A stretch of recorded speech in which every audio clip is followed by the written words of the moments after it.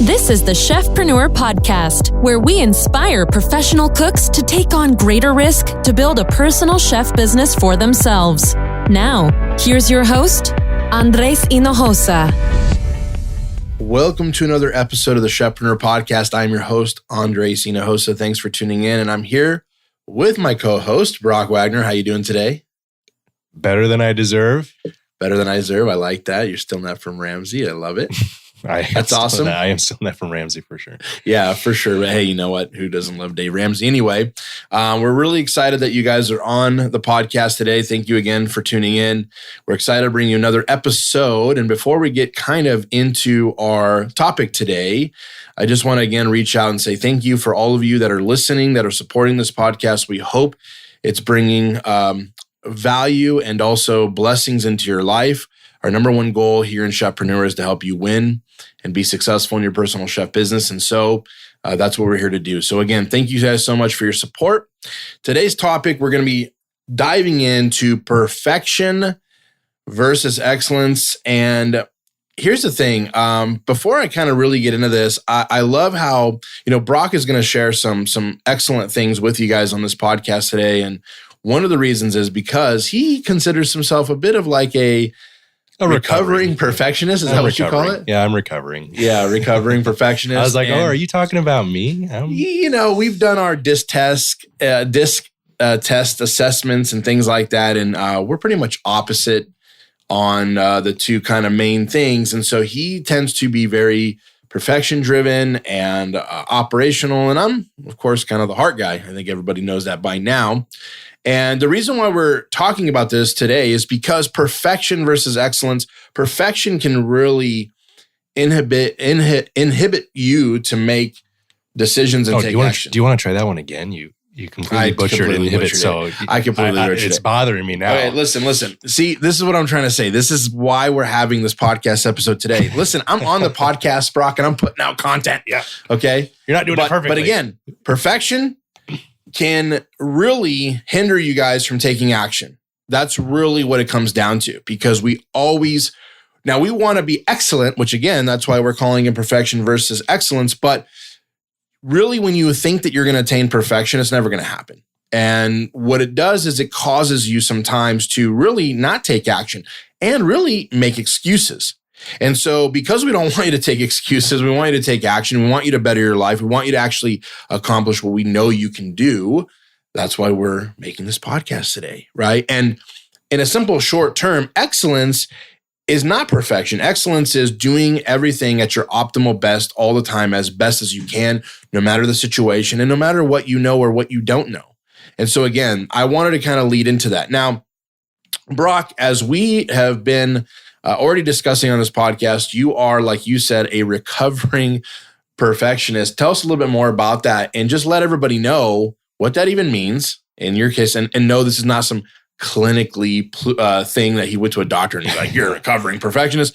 He just kind of says that because that's his own story. But I want him to share a little bit about his recovering perfectionism. Yeah. I got so many other problems. We'll talk about this one. So recovering perfectionist, basically what that means is, as you heard earlier, and I just did it just now, just butchering my words, I would just stop the podcast right now. I'd be like, nope, got to re-record it. Got to get these words right. Got to have it flow so smoothly. But no, we're here for doing excellence. And I would say I have seen myself grow and improve so much and move and shift from perfection to excellence just since going full-time into being an entrepreneur. As an entrepreneur, your opportunities are limited. The amount of time that you have that you can actually do something and create impact in people's lives, you don't have time to be perfect. The perfection is going to rob you of your time.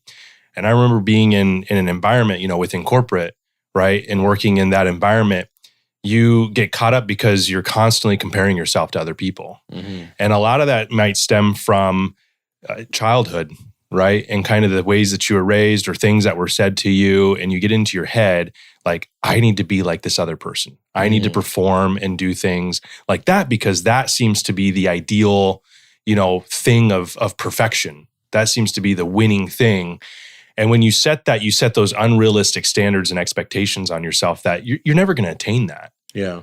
Right. And so I had that, and I had this mindset that was kind of warped. But then getting into entrepreneurship and working with you and doing these things within Chefpreneur, we're moving so fast, right? And the thing is that if you have everything under control, you're not moving fast enough. Yeah. The world moves fast, and it'll blow you by if you're not careful. But if you focus on just doing things excellent and not perfect, you get so much more done, right? And maybe it is not perfect, but you always going to have the opportunity to make it better. And that's where those expectations and that reality it comes into play, and you're able to just do so much more. So that's helped me. And that's what I mean by recovering perfectionism, because I still have to check myself every day. And I think that resonates with a lot of people. And even if you feel like you're not a perfectionist, because I can be with certain things, right? I mean, us chefs and cooks out there, like, we have to have things perfect, right?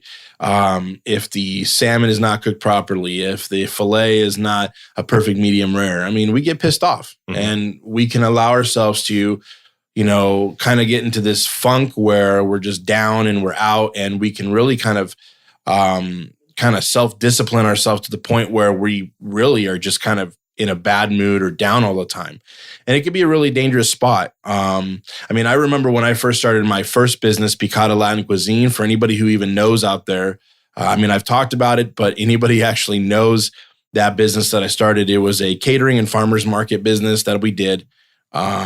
It was, and it wasn't successful, not because the food wasn't good and all the various things that we've talked about on the podcast, and really what actually equates to success. We just talked about the 80-20 rule. There's a lot of things I did not know. But I will say I was really proud of myself that I went out there and started a business. I went out there and took a hold. And just on a little side story as well, like this pandemic, I was asked recently, has this pandemic created an opportunity to start a personal chef business?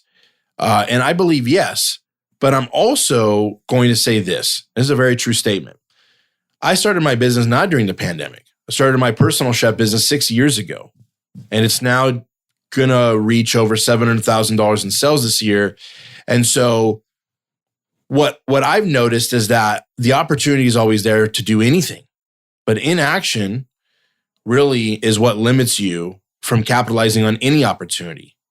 And so in my own mind, it did the pandemic create an opportunity for personal chefs? Actually, no. But it did help reveal the opportunity that was there the whole time. That's good. For us to start. Yeah. Right. And this is what perfection and excellence, this is what the difference is when you're starting to look at where you are and where you want to go. And so what me and Brock did was we wanted to come up with 3 simple things to help you shift from perfection to excellence. And they're very simple things. This is not some brain busters here, right? These are very simple tactical things that you do. And if you focus on these things, you're going to win, right? So number 1, how to help you shift from perfection to excellence. Number 1, focus on doing the right thing instead of doing that thing right. That's really, really good. Brock, can you talk a little bit about that? Because that's actually his phrase that he came up with. And again, he's a recovering perfectionist. So tell us a little bit about what that means and how it can help you go from perfection to excellence. Yeah, take it from me, folks.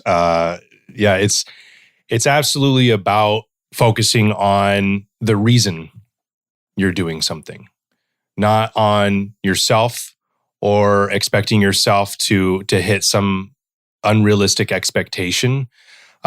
When you were talking earlier about like food and being a cook, and you got to have that salmon perfectly seared, you've got to have the vegetables perfectly cooked, and especially plating. I mean, think about it. Like, you guys are so creative. There's a lot of creativity that goes into that, and I find that perfectionism tends to kind of is rot within the creative type. I'm a creative type. Yeah. So I love innovation, and I love thinking about new things and then taking those things and making them reality, right? And what happens is, because you focus on maybe the beauty of something, right? You focus on that and you screw up you start to beat yourself up. Mm-hmm. And it actually demoralizes you because you are expecting yourself to be at some unrealistic level or having a result that's unrealistic. And then when it demoralizes you, you feel like a failure, right? And the opposite should happen. You should really find, and this is what this means again, focusing on doing the right thing instead of doing that thing right.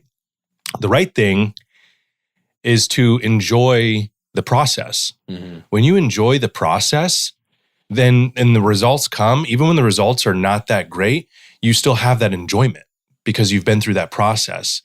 And unless you allow yourself to continue, realizing that you're going to grow and you constantly have room to grow, you constantly have room to learn, you allow yourself to make mistakes. I mean, think about what you're doing when you mentor and you coach, right? So you built your business. I think it's closer to 7 years now, right? Yeah, it's getting closer to 7. You've been at it a long time. And we've got podcast episodes out there about, mistakes. How are you able to teach on those mistakes? Yeah. You just make them up? You just say, oh, these are the mistakes that are made? I mean, no, I made plenty of mistakes. That's how. Yeah. And so for anybody who's listening right now, if you listen to those episodes, which you need to go out and see those, think about whether Andres would be able to show you those mistakes if he didn't make them first. Think about you and what you're going to be able to do if you just allow yourself to do it and to make mistakes. Exactly. And that's what leads us into number 2. That's well said, Brock. And number 2, the second thing that we want you to understand and how to really help you shift from perfection to excellence is to just start. As Brock said, just start. When he was talking about this earlier in the podcast episode, he was saying you can always refine it and make it better, but you can't refine or make anything better before you start. Think about it this way. If you went out and you're saying, this is going to be my first time, I don't know, making béarnaise sauce, which is one of his favorites, by the way, right? Brock, you love béarnaise sauce. You can put béarnaise on anything. Actually, béarnaise is one of my favorite sauces, but you can't better the sauce if you've never made it. You have to start. You have to make it. You have to start somewhere. If you're wanting to be a successful entrepreneur, you have to start. There's no way you can refine and get better at your business without just starting. Yeah. And it sounds very simple, right? And some people say, oh, well, I'm just so scared. I don't know.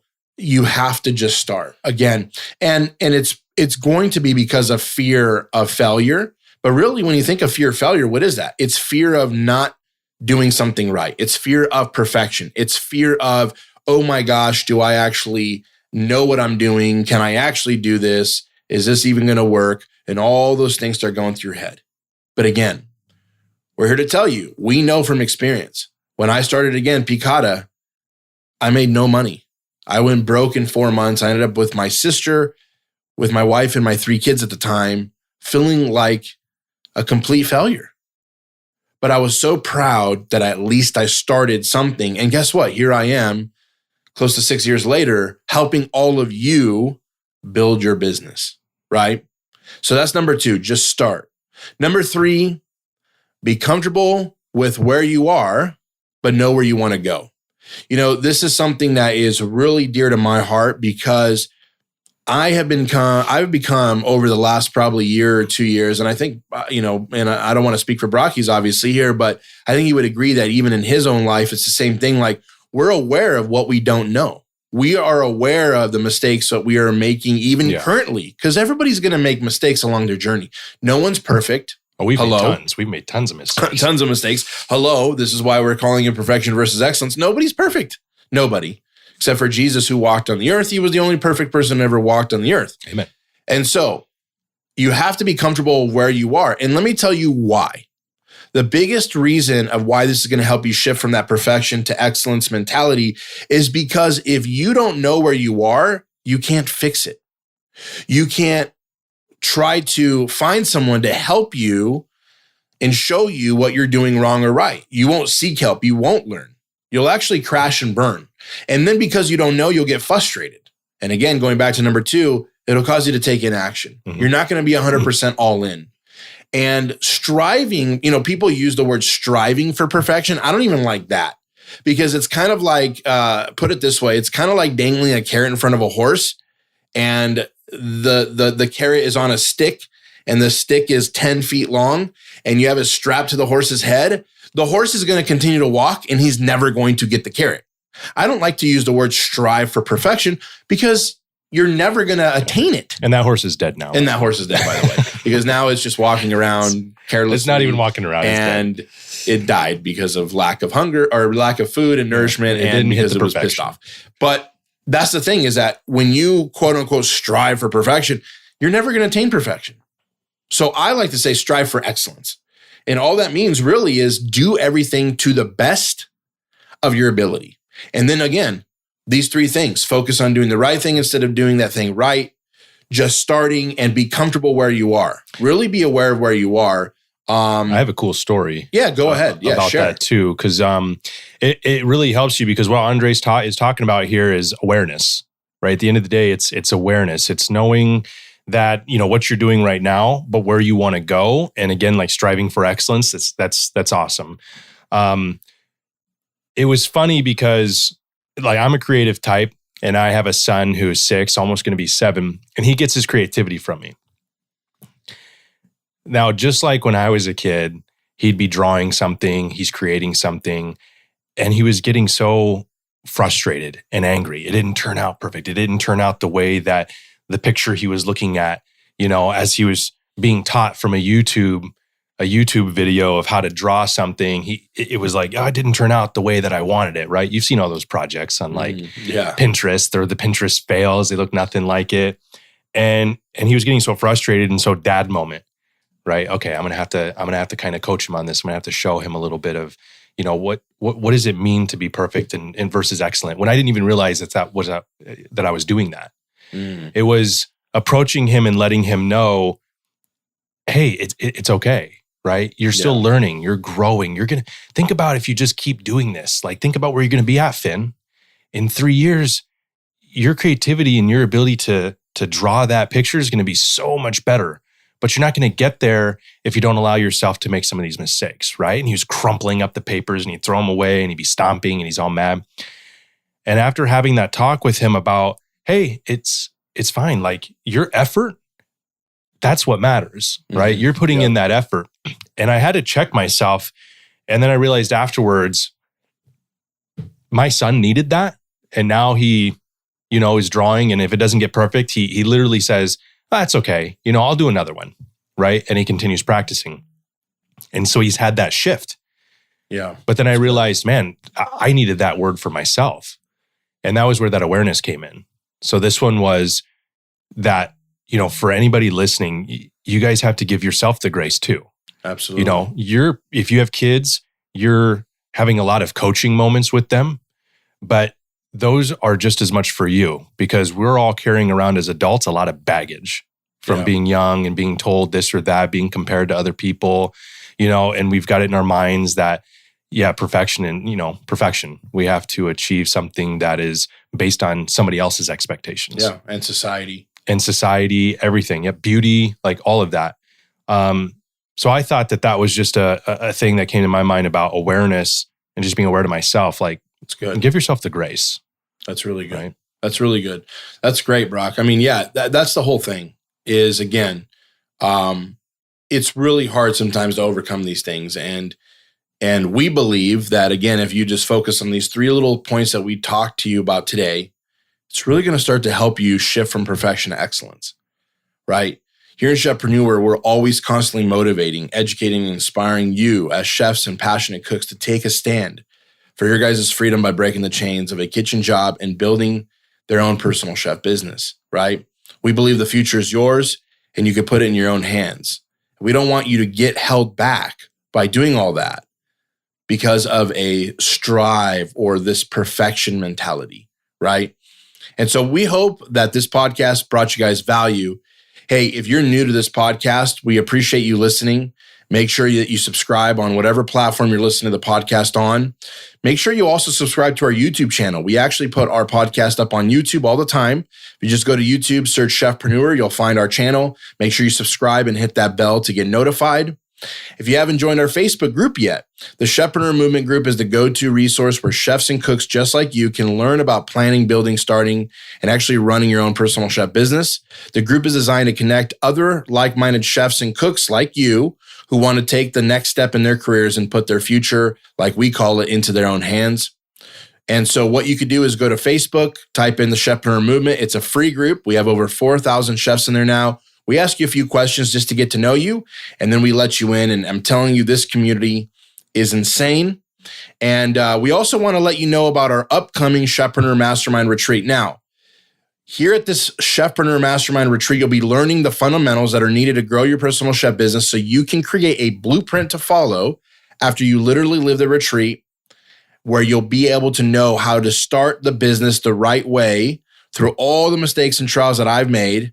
You'll literally be able to follow my blueprint that we have now helped hundreds of chefs go through that are currently have gone through from $0 to $25,000, $30,000 plus a month. It's crazy, right? You'll also be spending time relaxing by the pool with your fellow chefpreneurs, creating new bonds, friendships, and business partnerships. Hey, if you're interested in coming to the upcoming Chefpreneur Mastermind Retreat, which is January 28th through February 1st of 2022, so it's coming up very soon. If you're listening to this podcast before January 28th, actually before December 1st, to be honest, because the investment for the tickets double by December 1st. If you're listening to this podcast right now, take action. Go ahead and text the word retreat to 619-304-6496. Again, text the word retreat to 619-304-6496 so I can send you the link so you can find out more information about the retreat. Hey, we love you guys so much. We appreciate you guys tuning in. Take care. God bless. And we'll talk to you guys next time on the Chefpreneur Podcast. Have a great rest of your week. Thank you for listening to the Chefpreneur Podcast, where we want to educate, motivate, and inspire as many chefs to become their own boss. Please subscribe to the podcast and join us every week to be part of the movement. To sign up for our free online web class, visit thechefpreneurwebinar.com.